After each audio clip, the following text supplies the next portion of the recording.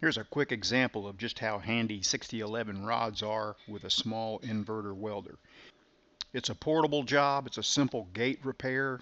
The welds were just kind of crappy to begin with, didn't bond, and so I'm going to grind those out, and then using a small inverter welder running off 115-volt power to the wall.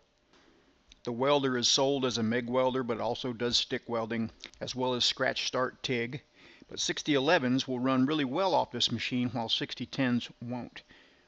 Since the metal I'm welding is only about 1/8 of an inch thick, a quick downhill pass with a 332 6011 is plenty of weld, especially because I know it's going to be burned in really well.